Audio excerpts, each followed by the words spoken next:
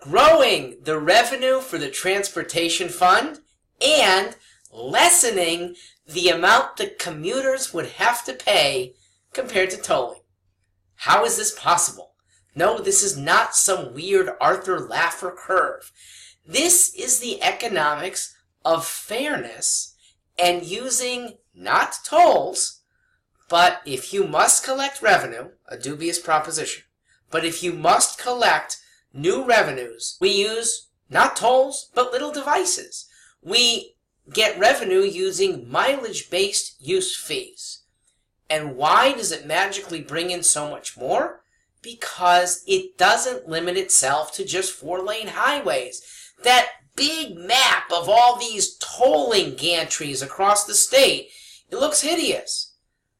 A mild map, just a road map, where people are measured based on whatever roadway they are on. Local street, 2-lane road, 4-lane highway. How far do you go? And maybe a factor of how much does your vehicle weigh. That is the fairest way to assess fees across the state. It means heavier vehicles are going to pay more. It means those who travel more are going to pay more, but they're the ones who put more use and wear and tear on the roads. It's fair. It keeps this inevitable fight from happening.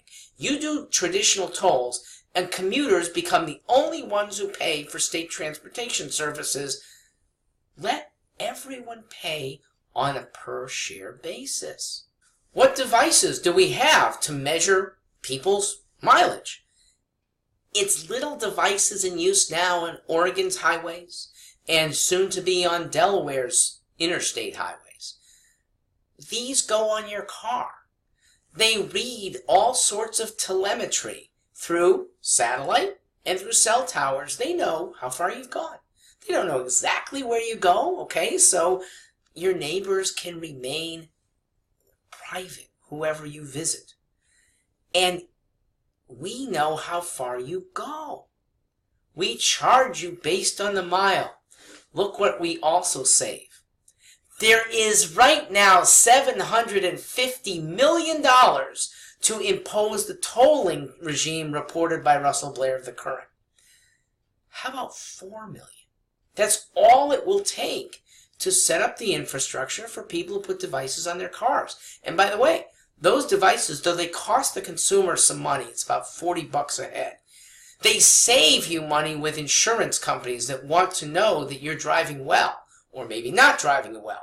But the insurance company that has to defend you in an accident, when it sees that you slowed down properly, you didn't switch lanes wrongly, you were hit by a bad other motorist, the other motorist is 100% at fault, your insurance company is happy to know that because then they don't have to settle. You save money. You also learn about mechanical problems in advance. You learn how to drive better.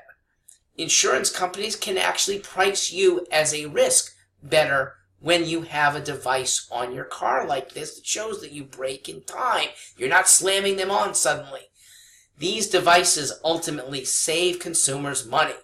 They build the state money if necessary. It is by far the fairest way. 2 cents per mile. That's about all you want to charge for an average vehicle. Charge a little more for the big vehicles. Charge significantly more for trucks that are laden full of cargo. Okay? But still, it's a relatively mild amount compared to the figures being bandied about now by our government. Crossing the whole state of Connecticut from New York border to Rhode Island border, 112 miles, still costs the trucker less than $40. Okay? Now, if we want to charge for out of state, I'm not sure if we can. We shouldn't need to. This will collect $1.5 billion a year at current use rates at 2 and 3 cents for ordinary commuters. This is so much better than tolling on 4-lane highways. It gets done in 4 weeks, not 3 or 4 years as has been estimated. We don't need those studies of how traffic patterns are going to change. They're not going to change when it's only 2 cents a mile and it does not vary. The one type of change of traffic is you could make a market-based bidding system for going in high traffic areas during rush hour. People who really need to get to New Haven by 9 a.m., they may pay more than people who can choose to go a lot earlier or a lot later and pay less. Market-based, just like Priceline. I'm Mark Greenstein, though I don't think we need to be collecting more revenue. If you have to go that route, don't do it by tolls. Get it done faster, cheaper for everyone. Do the use fee instead.